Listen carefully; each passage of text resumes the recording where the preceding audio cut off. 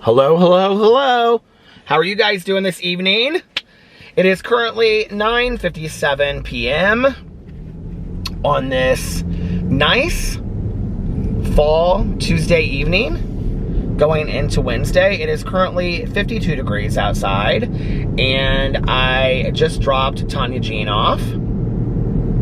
We went to our home group meeting tonight, and then I took her to get a fountain pop. I already had my coffee from earlier in the day that I am still finishing. So I took her to get a fountain pop, and then we drove around for a little bit and talked. On the way to the meeting tonight, we listened to a little Dierks Bentley, Settle for a Slowdown, and then we listened to the new Adele song, Easy on Me. I love that new song. Do you guys like it?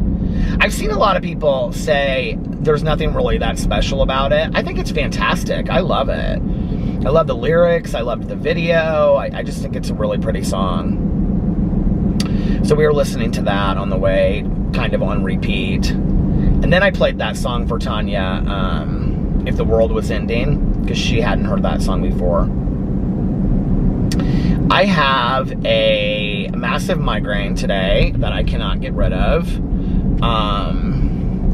And it's also making I think it's what's affecting my stomach. I feel like nauseous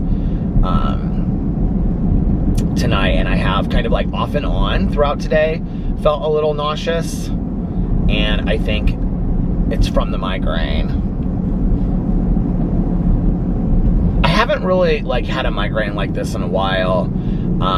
So if you guys are new to my channel, you don't know, I was diagnosed with epilepsy when I was 28 years old. I have a kind of epilepsy. My diagnosis is juvenile myoclonic epilepsy with migraine disorder. And so I have, migraines are part of my neurological diagnosis. And I've been on Depakote ever since then. He changed me off of the medication for a while and put me on Lamictal. But I didn't like Lamictal, so we went back to the Depakote. But anyway, so I have, every day, I have some kind of migraine. On some level, my head hurts every single day.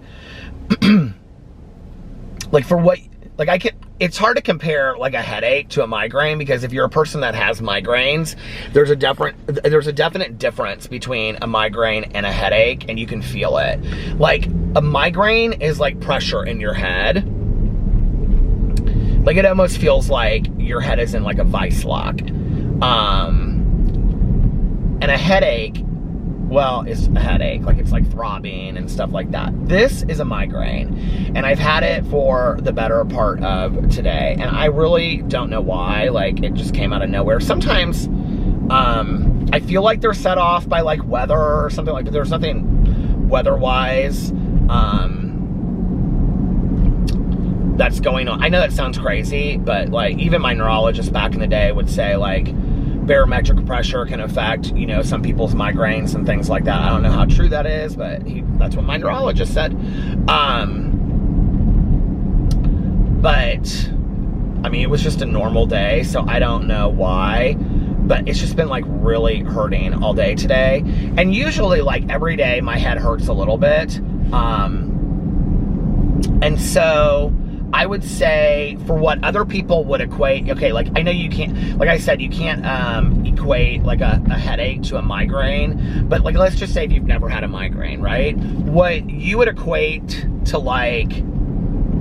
a headache that's a 5 or a 6, on a scale of 1 to 10, 1 being it didn't really hurt that bad at all, and 10 being it hurts really, really bad. What you would equate as being a 5 or a 6, maybe an irritable headache, I would equate to a 1 to 3. If you were saying 4 to 6, let's say, I would equate as a 1 to 3. Because I have it every day. So I have every day I have what's kind of a nuisance, right? Of pressure in my head. And then if you have an 8, 9, I would consider that a 4, 6. And then what you would consider a 10, well, what you would consider like a really bad headache, like having to take off work and whatever, you know, like I would probably consider that like a 7 or 8. And then there are like immobilizing migraines. I very, very rarely have immobilizing migraines. I've known quite a few people that have had, you know, like migraines where they have to wear sunglasses throughout the day. I cannot believe that this early in, my camera is doing this. Come on now, don't do this. But I used to work with this woman, and she had to wear like sunglasses during, like in meetings and stuff, because her migraines were so bad. I've never had, I might have to stop the camera and restart it. I can't believe I have to do that so early on, but I've never had any ocular issues with my epilepsy or with my migraines. That's like one of the number one things that people ask me. They're like, with your epilepsy, how do you go to music festivals and flashing lights and all that kind of stuff? They've never really bothered me that badly, honestly. Now, I will say that when I go to like a music festival, like when we go to Ultra or whatever, and it's like flashing lights like this, I usually like look away for a second and kind of like, I ease myself into it. But if anything happens, what usually happens is it gives me a migraine. It doesn't give me, like my head starts hurting. It doesn't like make me feel uneasy. There's a definite feeling that I have when I'm feeling seizure-ish. Or when I feel like uneasy or like my medicine isn't working or whatever. But like I don't have, like my kind of epilepsy that I have isn't, it's where it is in my head, but it's not it's not orbital. So like, I think that's the word. It doesn't affect like my eyes. And I've only ever had one grand mal seizure, and it was while I was driving a car. And, but I've had many, many, many, many, many petite mal seizures. And so the kind of, epilepsy that I have, juvenile myoclonic epilepsy, that's what it means. It means that you have petite seizures, like petite mal seizures, which when I had them back in the day, I haven't really had them a lot since I started the medicine when I was 27 or 28 years old. There was one time that Alex and I were on a trip together, and I kind of like phased out and I had like this incident. I think that was a seizure, but that's like the only time that I've ever had it. I think maybe sometimes in my sleep I've had seizures where because one of the things is that after you have a seizure, you typically wake up like the next day, or you wake up from the seizure and you feel like unbelievably good, right? I'm gonna have to stop this and start it over again. Hold on a second. This camera, I'm telling you. Anyway, one of the things is that when you wake up from a seizure, you usually feel like really, really good, like almost like euphoric good. It's kind of bizarre. And I do remember that from when I had the grand mal seizure. I just felt like, it was like my body, it was just like pumped of euphoria. This California burger, you guys, is packed. Like there's a line wrapped literally all the way around. Oh my God, all the way around the building. But like I said, I haven't had a grand mal seizure in forever. Now, when I had the petite mal seizures, I didn't necessarily feel that way. And that almost looked like, kind of like, if you've seen people that have Tourette's syndrome where they jerk and stuff and twitch, like that's what I did. I jerked and twitched. And it didn't happen all the time, but it progressively got worse over the period of about 2 years, to what people would notice it, or I would be standing there and I would be like holding a cup of coffee and I'd be like talking to my supervisor. Like this happened. I was talking to my supervisor and I was holding a cup of coffee and I would just like phase out and phase back. And that's how they would say it looked, that I went like that. But like, or my eyes would just get this glassy look, and like if I was holding something, I drop it, like I was just gone for a second. But I almost didn't realize that it had happened. Like I didn't like always know. So like if I was at home by myself and it was happening, I couldn't have told you how many times it was happening. But when I was around people, they would notice it, especially when I was like working. But like I said, it wasn't all the time. It was like for the 2 years that like leading up to it, it was like you know, once every 3 months, 6 months, something like that. And then it was like once every 6 weeks, and it was once every month, once every week, and then it was like really bad. And I had all kinds of like MRIs and EKGs and everything, and they couldn't figure out what it was until I actually had the seizure and they could read the activity in my brain. They couldn't figure out what it was. And then, so like in a weird kind of way, it's good that I had the grand mal seizure, because if I hadn't had it, they would never have been able to like diagnose what kind of seizure disorder I had, or what was going, they didn't know what was going on with me. I can remember it almost kind of felt like, so when I drank back in the day, I had DTs a lot, which is so scary to think that I had DTs at such an early age. There was somebody in our meeting tonight that was new, and they were talking about, anyway, it just reminded me a lot of like where I was when I first got sober, and I thought, God, I don't want to go back to that ever again. Like that's so, like the idea of going back to what my life was like is so scary. But when I would drink, I would have delirium tremens, which is where you shake. I like shook every morning that I woke up, at least for the last year and a half. I shook every morning. I mean, like bad, until I had enough alcohol in my system that it would take away the shakes. Have you ever heard about that, when people like, they drank to stop the shakes? It's like to stain a bit of the hair of the dog that bit you, or have some of the hair of the dog that bit you. So like I would drink to stop the shaking, because I shook so bad in the morning. I mean, literally couldn't like hold a cup of coffee. I'd be like this, you know? So I would drink in the morning to stop from shaking, and it took it away, you know, it did. And then that's why people have to go through detox and stuff. That's also why it's extremely dangerous to try to detox yourself off of alcohol at home. You know, back in the day in recovery, we used to detox our own, but that was when we knew how to do it. And you would like, that's when people knew how to do it. And you would give them like, you know, the first day you'd give them, like if they were drinking a fifth a day, the first day you'd give them like a fifth, and then the next day you'd give them like 3/4 of a fifth, and then you give them half of a fifth, and you slowly gave them less and less of what they were drinking until they weren't getting anything at all over the course of like 5 or 6 days. But today, I think people like try to go, you know, cold turkey and white knuckle. It's like cold turkey, yeah, and white knuckle themselves off of like alcohol and drugs, and it's so dangerous and scary. I have heard of so many people that have died trying, like, and have gone into seizures and all that from withdrawals. It's really, really scary. But anyway, I used to have DTs back in the day. That's kind of a little bit like what my epilepsy was like at the beginning, and still to this day. It's because of my medicine more so now. I was told by my neurologist, but I shake. So like every day I shake. By now, by like 10 o'clock at night, I don't shake as much as I do. But when I first get up in the morning, I shake, and then I take my medicine. And like my medicine helps a little bit with it. But so yeah, I don't know why I'm talking about all this tonight, but this car is like right on my tail. I'm like, seriously? Like, I'm going the speed limit. You need to, like, give me a break, dude. I also don't know why I have epilepsy. And when I first got diagnosed, like, I was in the hospital. And so my neurologist, who was, like, one of the best neurologists in Indianapolis at the time, he's since retired, but he was, like, the top partner in his group, and my dad and him had gone to medical school together. So he was like my neurologist for many, many years.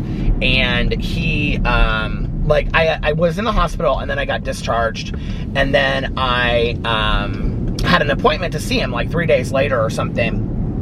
And at that point, I had like gotten all these books and stuff on epilepsy because I wanted to find out what was going on with me. You know, like they had told me in the hospital that I had epilepsy, but they didn't tell me what kind. So I like got all these books and whatever, and I was reading about epilepsy, and I remember I like took them in to, and like papers I had like printed off at the library or something, and I remember like taking them in to the office appointment. I had him like on the desk, and we were sitting there talking. He was like across from me. I remember like he took the books and he just like pushed them to the side, and he was like, if you just listen to what I tell you to do, and he was like, and if you want to get a second opinion, you're more than welcome to get a second opinion. He was like, but if you just listen to what I tell you to do about the medical regimen, and we keep you tested on a regular basis, he was like, you're gonna be healthy, but you're gonna have to take your medicine for the rest of your life, and this is something that you have. And I was like, okay. And it's interesting, whenever I talk about my having epilepsy, every single time, I always get an email from somebody saying that they recently got diagnosed with epilepsy, or they've had epilepsy for a while and they're so embarrassed of it. And I've never felt that. Like, I've never felt embarrassed or ashamed. I've just thought it's part of my life and this is what, you know, I was handed, and I'm gonna just take care of myself the best possible. And I've never felt embarrassment or shame. I don't know why I should ever feel embarrassment or shame off of any kind of medical issue. I don't think anybody should. And so nobody should feel ashamed over addiction issues or mental health issues. I mean, there's this stigma that goes along with mental health issues in our society. It's like, you know, it's like when you hear ignorant people say, like, oh, well, people like with depression are weak, or there's like they pass on this assumption that people that have like mental health issues are kind of weak in some way or incapacitated. No, that's not how it is. It's like maybe society needs to be educated a little bit better on how people with mental health issues can navigate the world in an easier way, because they don't see things the same way. Just like a person with epilepsy doesn't see things the same way because my perception is different than everybody else's. Just like the way that as an alcoholic and an addict, I don't look at things the same way because my perception is different than everybody else's, you know? And whatever our things are is how we perceive the world. And I just don't like the stigma that goes along with health issues or mental health issues and whatever.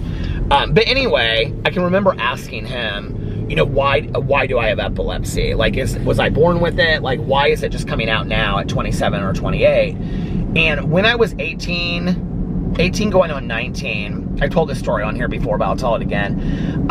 This guy I was dating, it was like a work party for him, or I don't know, some friends he knew or something. It was not too far from where I lived. It was in these really nice condos, and I was wasted drunk when we showed up to this thing. And, was I 21 at the time? Maybe I was 20 or 21. I don't know. I don't really know how old I was. But anyway, so it was these condos that were back. If you live in Indianapolis, where it happened is the corner of 96. Well, it's where 96th Street and Allisonville Road meet is where it happened. And back in that day, Allisonville Road up to 96th Street was paved. After that, it was gravel for like a while. And so, cause like, or maybe they were redoing something, I don't know. But anyway, and there was just like a flashing light there. Now it's like a big four-way stop, and there's like, it's like 3 lanes every way, and it's this huge stop sign. But back then, it was just this flashing light, like, you know, that you like stopped and then you like turned. It was just, there was no stop sign, it was just a flashing light. It was nothing. So, we went to this party, and I was so drunk that they stopped serving me, or the guy that I was dating told them to stop serving me or something. I don't know what happened. But I got so upset. The party was in the garage, or the bar was in the garage. And it's so funny because I remember this other friend of mine being there too. I don't know why I remember him being there, but this friend of mine from way back then, that my friend actually that I saw at my meeting tonight, she knows him too. But I remember I took the table and I flipped it up. Like, it had all the bottles on it, and I like flipped it up and then like turned it over, and I was like, F this place, and like left. And so I was walking home, and I was walking along the street, and I was like walking, like I was crossing Allisonville right at 96th Street, but it was like where, like before you get to the light. And I remember like, and there's just like this curve around the corner. There's like this strip mall there and stuff, but that wasn't there then. And like the street curved. And I remember I like looked back over my shoulder, and all I saw was lights, and I was like hit like that. I was in all black. I had a black t-shirt on and black jeans and all this kind of stuff. And I was hit by this van, and they were going like, I don't know, 45 miles an hour, and I was thrown like 50 feet, and I landed on my back of my head. And at the time, I was on probation, and it was just such a mess. And my dad came to the hospital. It was so, you guys, it was so bad. Just like getting there and everything was just like such a, they didn't think I was going to make it. Like, I overheard them say he's not going to make it. It's something about my dad was chief of staff at the time. Something about my dad being chief of staff and he's not going to make it. And I was so belligerent in the hospital that after they treated me, my dad was like, we're gonna check you out and we're gonna go, because if you continue to be this belligerent, they're gonna arrest you and it's gonna violate your probation. And this was like how my dad was enabling, but like he looks back now, he would like never, I mean, he has come so far, he would never do that today. And he would tell parents left and right, don't do that. Like, let them get arrested. If they're, you know, he would say today, let them get arrested. If they're gonna act belligerent because they're drunk, let them get arrested. So I left and I had to walk on this cane forever and whatever, but they never did like a brain scan on me to see like if my head was like, you know, if I had a head injury or anything. And so the doctor was like, well, it could be a couple things. One, it could be that that it's organic, that you were born with it, and it's just coming out now. That does happen with some people. The other thing is it could be organic and nobody ever caught it before, because maybe it just looked like you were daydreaming, which is so funny, because like on all my report cards and stuff, like I would get comments similar to that, or something like that. And then also, like, I can remember being in classes and just like listening to the teacher and like looking at the class, and the next second the class would be over and I'd be like, what happened? So I kind of sometimes wonder if that's not the case. Like, I always had it. And I wonder also, because like it skips generations sometimes, if I got it from my grandfather, my mom's dad that died. He died when my mom was 4, so we wouldn't know if I got it from him. And he was also like a really, like, he worked in a bar, so I've speculated that maybe he was a heavy drinker. I don't know. Our family just obviously was secret keepers. So, but if that's the case, you know, I could have got it from him, and maybe nobody knew that he had epilepsy or ever talked about it. You know what I mean? So anyway, because I think it goes male, or grandparent to grandchild or something like that. I don't know how, but anyway. So, or he said it could be from this brain injury. And I was like, okay, well, which one? And he was like, it doesn't really matter which one. He was like, you have epilepsy and we just need to deal with this.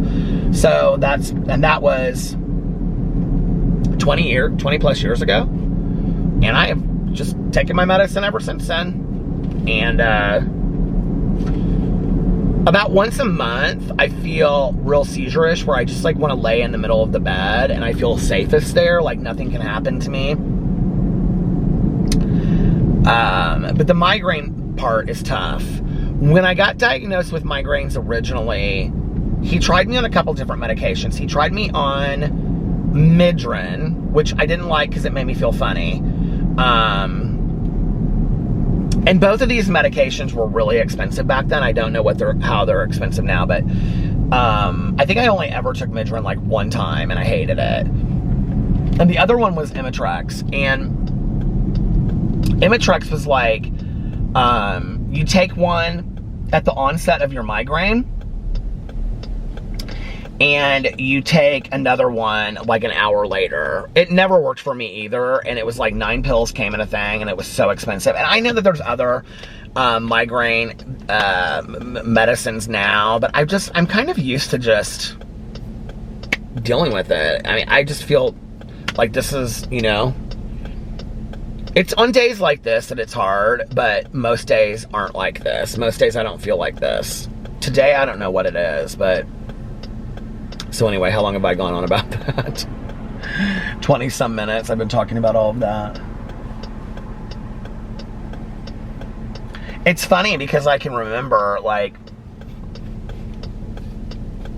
I mean, I much of my life was before I had, what do you call it? Epilepsy. And,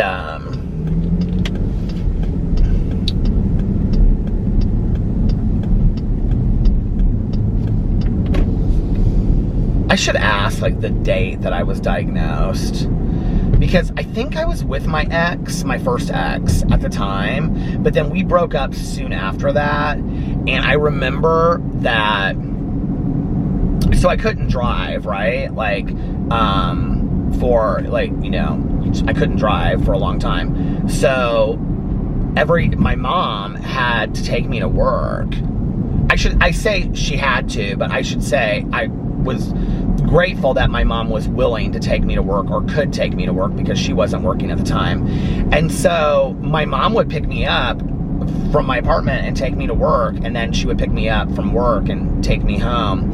And you know, like, at the time, I was like, I mean, here's my mother, right? That the only person I know that ever got pulled over for going too slow, and she would talk nonstop, and it just drove me crazy. I can remember getting to work and being like, oh my God, that was the longest 10 minutes or 15 minutes of my life, or whatever, you know. And sometimes we would go out to dinner afterwards, and you know, whatever. But and my supervisor, she took me home a lot too, which was really sweet, because I mean, I didn't live anywhere along her way whatsoever. But I think she also knew it's like, take him home or not have a person that I, you know, need to be working for me. So, but I'm so thankful for that. I mean, that's the second time in my life that I've had people that I needed to have people give me rides. You know, the first time was when I first got sober. Tanya and I were talking about that tonight, you know, all the people that gave me rides and stuff when I got sober. And then, you know, when I got diagnosed with epilepsy. But you know, what is interesting is when my mom passed away, I remembered those times. I remembered those days of being forced to sit in a car with her, you know, and we would laugh about stuff, and, you know, and she'd tell me about her day and I'd tell her about mine, and we really connected over that, you know, those rides. It was 6 months to a year, you know, and we really connected through all of that. And I'm grateful for it in retrospect. You know, I'm grateful that I had that time with my mom to be in a car with her and sit there, and, you know, and I'm grateful that she was willing to take me. I mean, a lot of parents wouldn't have the free time, or, you know, or, I mean, today, I mean, we didn't have Uber and Lyft and stuff back then, but even if we did, like, I think, like, you know, it wasn't like I was making tons of money, and Uber back and forth to work every day would have been expensive back then, you know? And I wasn't close enough. I mean, I can remember thinking, like, I'm gonna have to live. When I first got diagnosed, I can remember thinking, I'm gonna have to move. I really thought, like, this is gonna be, like, I'm gonna have these for the rest of my life and all this kind of stuff, but I really thought I'm gonna have to live really close to where I work. And there are apartments still, 2 apartment complexes right across the street. There's 2 across the street, and then there's 1 like on the other side. And I thought, I'm gonna have to move into one of these apartment complexes. So I have to work, right? So I have to be close to where I work. And I thought, God, I don't want to live this close to work, that I'm walking to work in, you know, the winter. But you do what you have to do, right?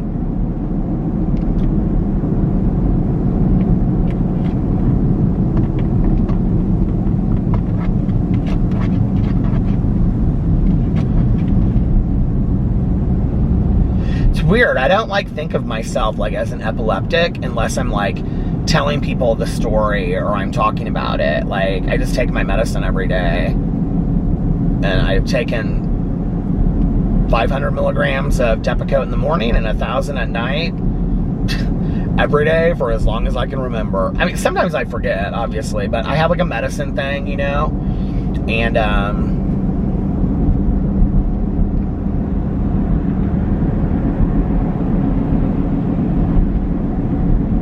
yeah, I don't really think about it. Like, if you ask me, like, if I wasn't talking about this story tonight because I didn't have a migraine, like, let's just say if it was any other day, and you, like, yesterday, and you said, if I was reading through the comments and it said, list 5 things that you identify about yourself as different from other people, I don't even know that it would consciously come into my mind. Like, I don't even think about it like that that often, like, ever. I just take my medicine and, you know. Now, it is important for the people around me to know, like my husband and my family. I don't even know that I've talked to my sponsor about it at any great length, but it's important for the people around me to know in case something happens, you know, and to know the myths that go along with the seizures and the things that you do, and that you, like, you know, like the myths of when I got diagnosed with epilepsy, people thought, like, you know, you can swallow your tongue, or, you know, like you have to put a wooden spoon in their mouth and all this kind of, none of that's true. You just put a pillow behind their head or something soft like a jacket or whatever behind their head, and then somebody is texting me, I don't know who, and then you know, you basically just let them seize, and then you call 911. That's what you do. It's just really that simple. And if they're resistant to you calling 911, you need to call 911 anyway to check out their vitals and make sure that everything's okay. I can remember when I had that accident. That was one of the scariest things that's ever happened in my entire life. I was going around this curve. I have shown it on here before in my vlog. And I was going around this curve, and that morning I had like all kinds of like I knew it was bad. Like I knew I just needed to be I wanted to be at home. And my supervisor was actually coming in to take me home. And I just was like, I want to be home. Which was stupid. And I was rounding this curve that was like it still is a 2-lane road. It's like one way this way and one way curving this way, and it parallels the interstate, and there's a guardrail up on the interstate, and then on the other side between like the road and the interstate is like this ditch that goes down. I was driving my Nissan Xterra at the time, I was driving a Nissan Xterra at the time, and there's like a flashing light there, like a yellow flashing light, and these 3 cars were coming at me. And I remember, like, I said out loud, I was like, God, please let me make this light. And then the next thing I remember was me coming to in the back of this ambulance, and it was like this EMS guy, and he was super hot. I don't know how I remember that, but I do.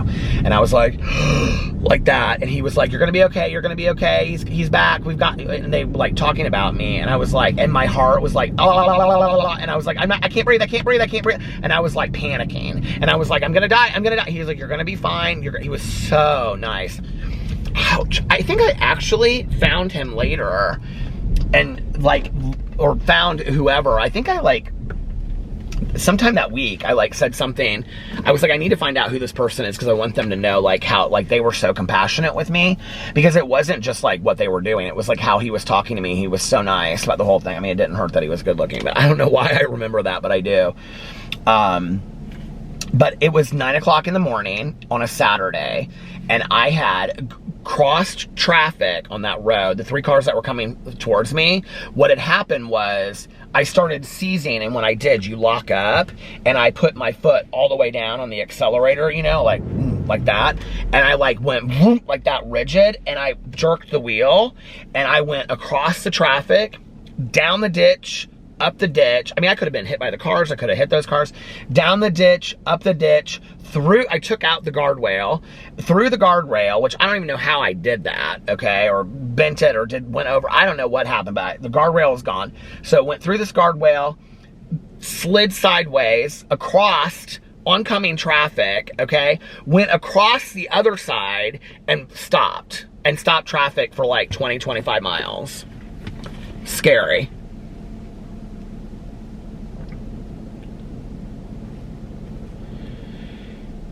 Can't believe it now, looking back on that.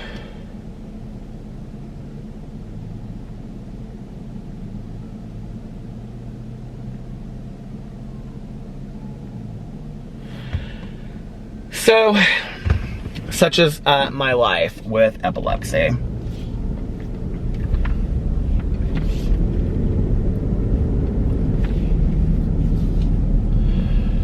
That's another thing. It's like, you know, there are things in my life that I just don't think are funny. I can remember I was at some holiday party or some party.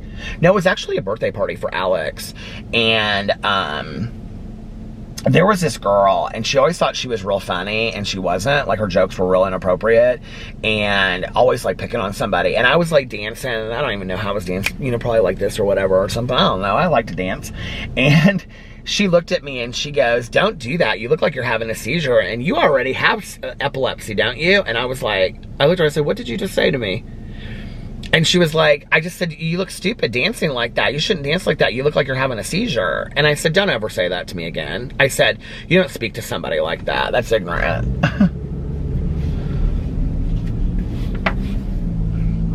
People can be so cruel, can't they? I just don't really understand it sometimes. Guess where she is in my life? Not around. I just don't. I have a very little room in my life today for ignorant people that want to make ignorant statements. I actually was talking about this tonight in the meeting.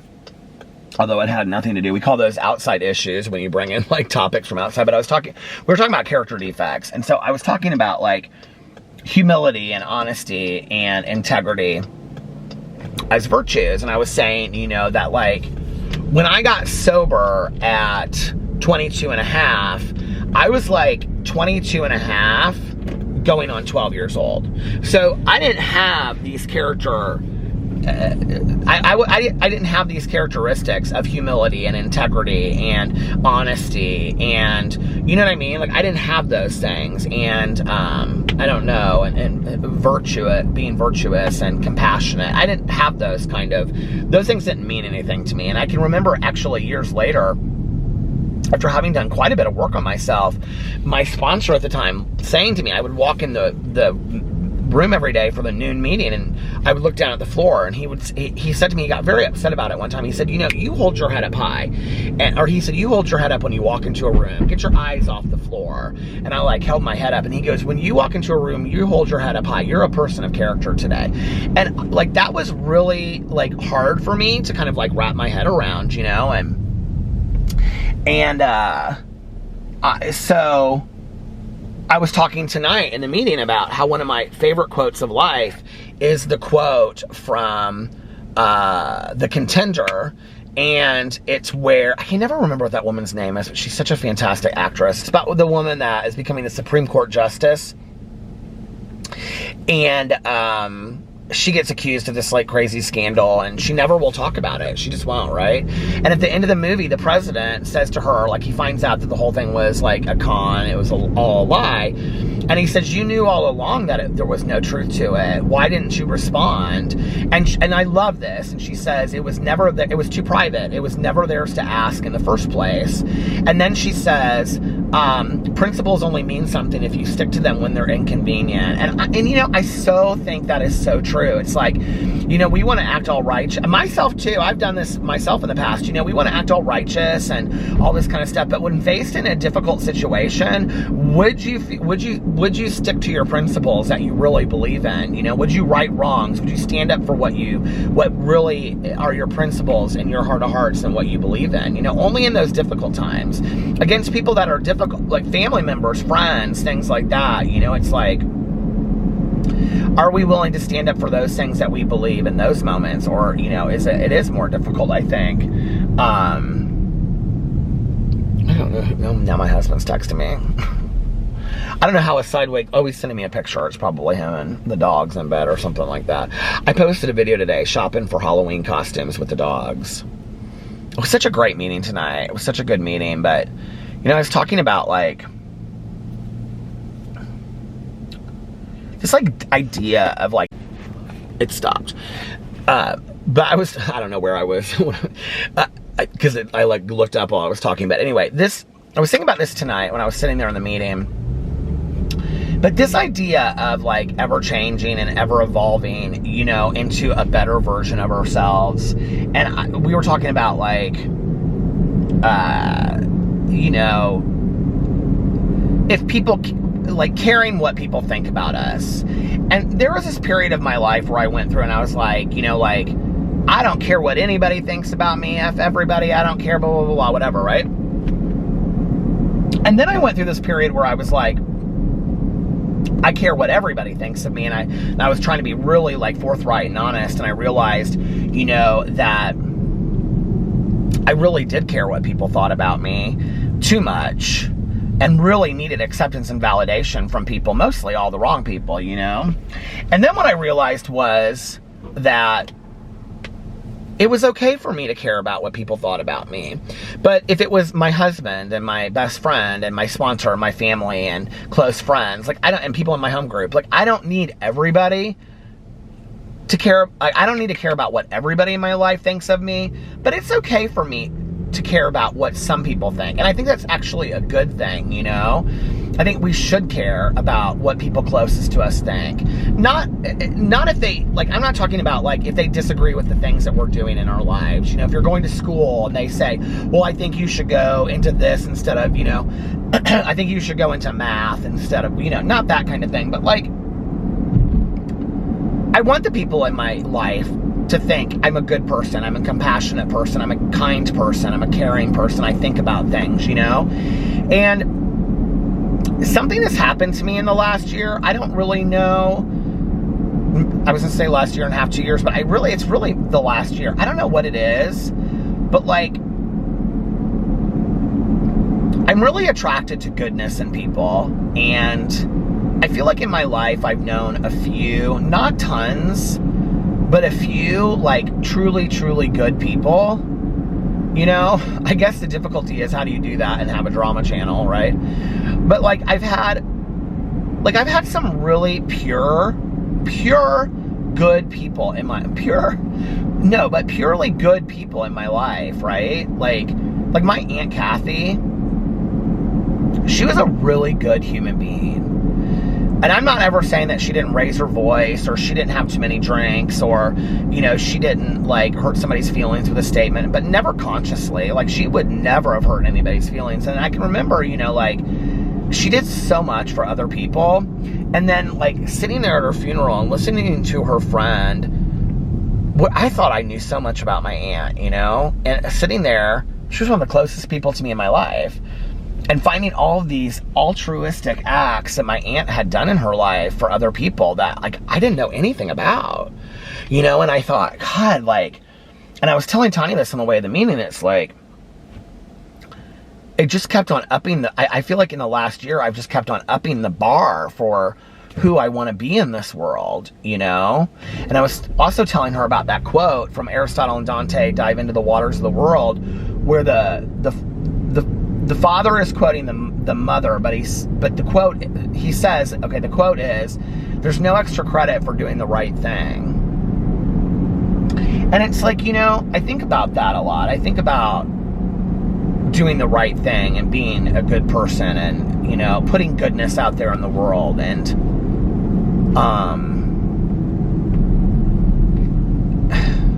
being there for people, and being a good example, and, you know, and if not being a good example, then trying to improve myself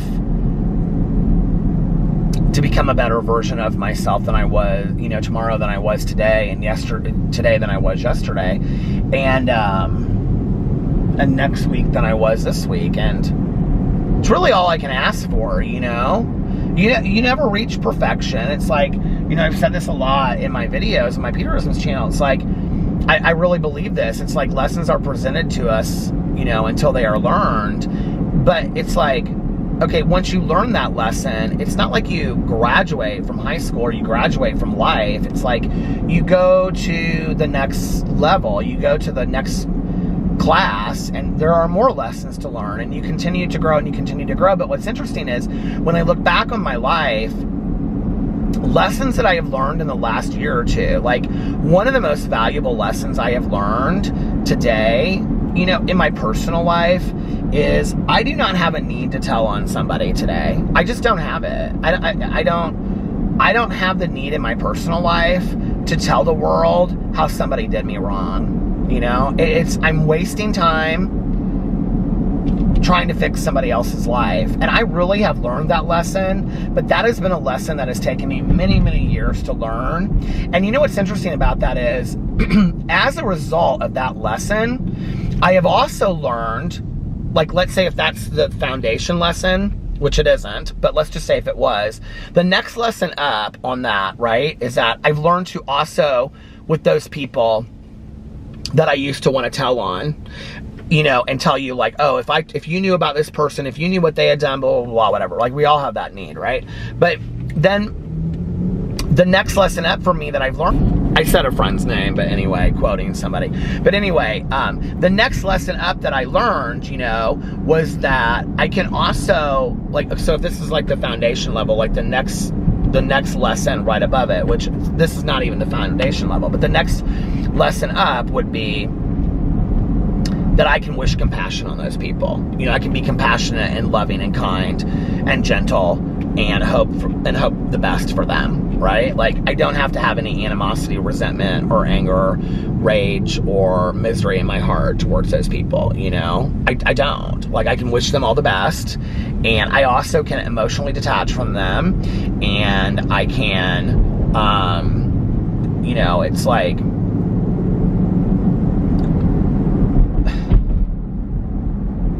they say the opposite of emotion is indifference or something like that. I mean, like, just not having, like, you wish them the best. It's kind of like, you know, kissing a balloon off to the sky, and then you just sort of like, I wish you the best wherever you may land. You know, I hope all your dreams come true.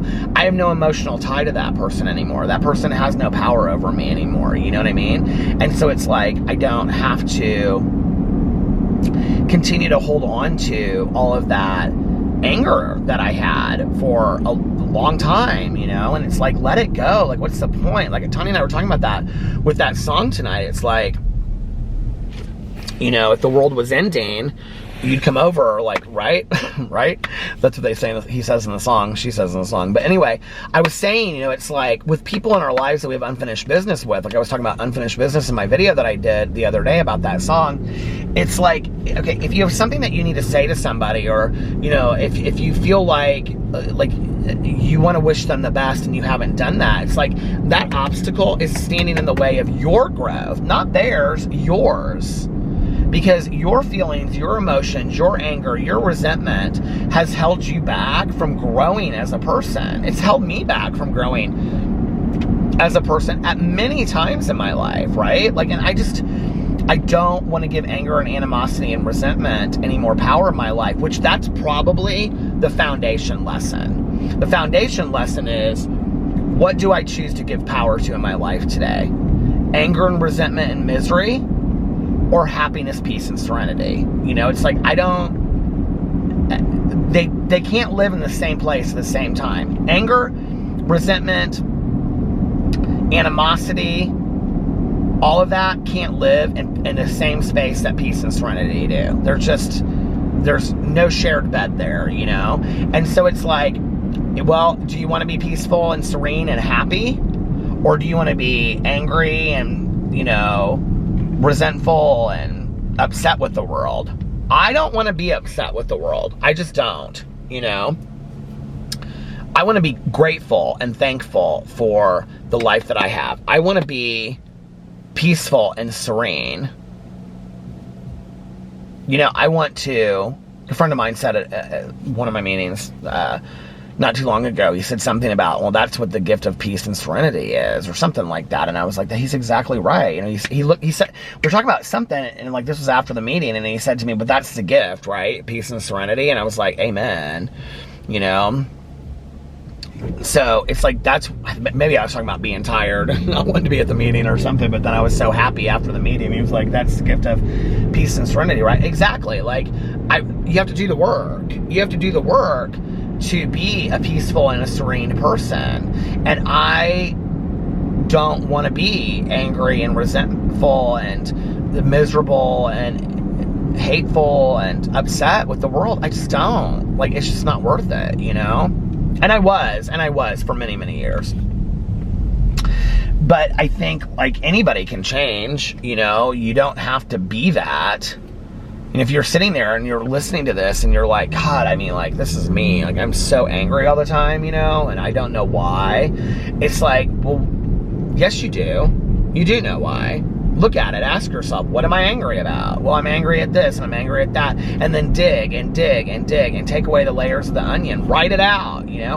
I'm angry at this. Well, why are you angry at Judy, you know, why are you angry at Judy Smith, your neighbor? Well, she has a nicer yard than I do. Well, why does that bother you? Well, I wish I had a nicer yard, but I don't have the money to put it in there. So you're jealous of Judy Smith. Judy Smith has something that you don't have, right? Like, okay, there's jealousy. Well,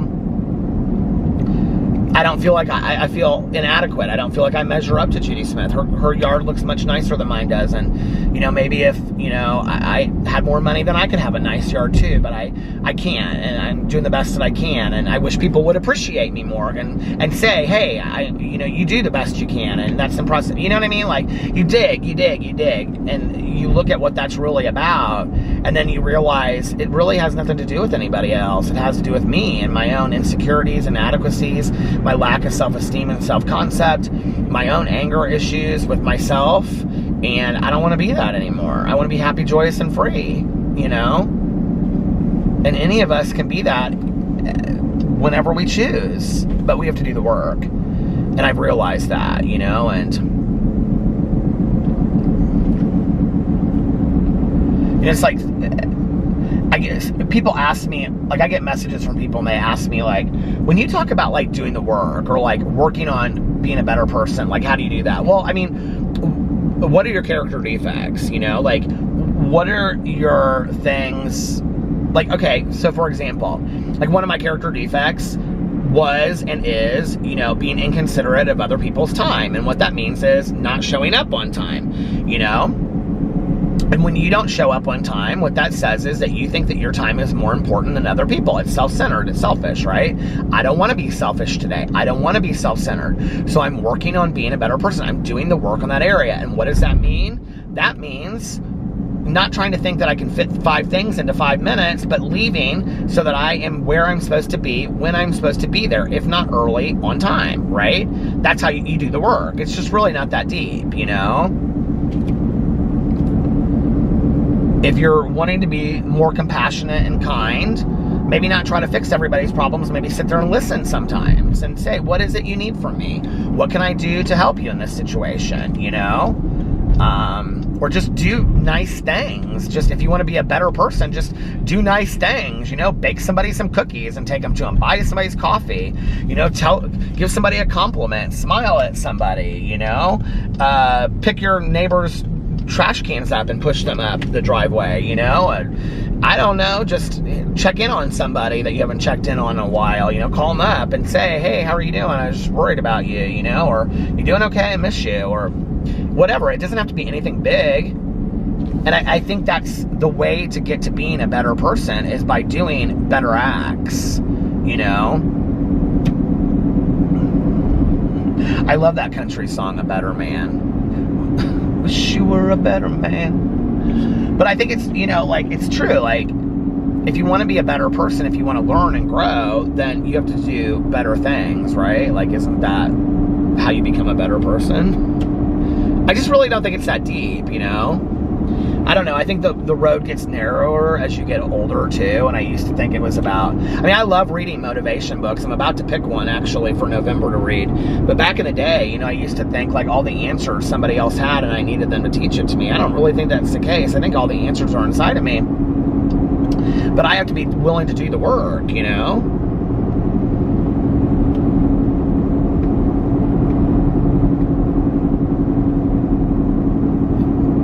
So maybe, who would you be if nobody was looking, kind of thing, you know? Like, you know, are you trying to be a better person? Are you even conscious of that? Do you even care?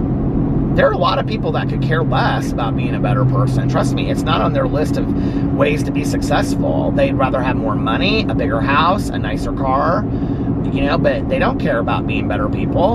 And that's okay. Like, that's their life. It's their business, right? Hey, do you. But I have learned in life that the people that seem to be nicer and kinder and more compassionate and giving, like, they just seem to be happier. And I want that happiness in my life, you know? Man, I have rambled all over the place talking about all kinds of things tonight. Epilepsy and recovery and meetings and car accidents when I got hit by the van. Scary. And happiness, to be happy, joyous, and free. I think I used to say that in my outro. God, I need to go back and watch one of my old vlogs to see what my old outro was, because I don't even remember. Anyway, I'm gonna get off here now and listen to my audiobook, since I didn't listen to a whole lot of it last night, like I said I was going to, so I want to listen to it tonight. It's weird looking inside of these office buildings when you can see inside the entire thing, and it's like at night and there's nobody in there. It's like, what if there was somebody in there and they were like a spot? This is how my mind works as a reader and a writer. If they were in there and they were a spy and they were stealing documents, secret documents, you could see him. I could see him right on the interstate. I'd say, I saw Sally Joe, that secret spy, and she was right in there. Well, Sally Mae used to be along here, so I should say Sally Mae. And I saw her in Sally Mae, and she was in there, secret spy, Judy Smith. She was stealing documents. Now it's Navient. It's right here. It used to be Sally Mae, the insurance company. Now it's Navient. Look how big that company is. My God, insurance companies are running the world, aren't they? Navient. Is it an insurance company? I don't even know what it is. Anyway, I'm going to get off here now. And if nobody else has told you this today, I love you. I don't even think I said that yesterday, did I? Well, anyway, I do. So if nobody else has told you this today, I love you. If nobody else has told you this today, I love you. And I hope that you guys are having an amazing, what is tomorrow? Wednesday. And I will see you tomorrow. Bye. Love ya. Oh, and for all those out there, one more, for anybody that wants to hear it, anybody that needs to hear it, and for those of you that stuck around, one more, I love you. One more, I love you. I love you guys. I'll see you tomorrow. The dogs are howling. Oh, bye. Love ya.